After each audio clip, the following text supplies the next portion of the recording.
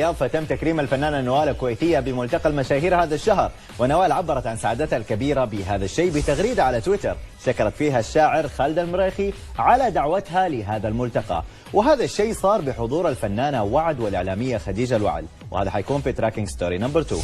مبسوطة أكيد ومتشرفة إني أكون في بلدي الثاني الرياض. وهذا الشيء عبرت عنه بالفيديو اللي نشرته على الانستغرام بعد وصولها للرياض. مبسوطة وايد إني أنا أكون معاكم اليوم ونحن يعني هذه بلدي الثاني.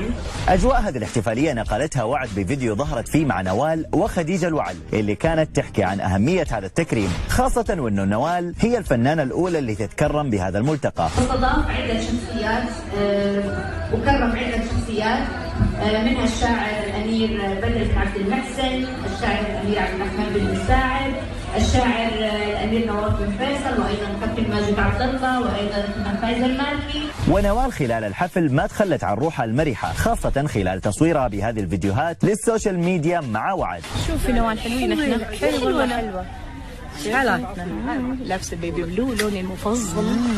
والفانز ايضا نشروا لها هذه الفيديوهات على تويتر مع هاشتاج المريخي يكرم نوال الكويتية وهاشتاج نوال الكويتية. شوفوا من عندنا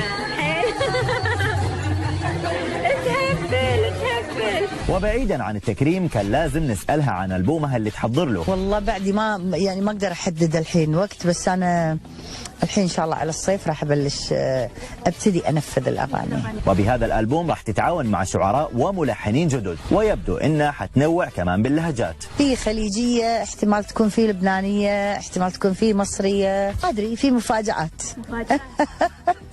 مثل النسيم الساكن اللي مر وغير هيك نوال عم بتحضر لحفلتين بالسعودية واللي رح يكونوا ما بين الرياض وجدة.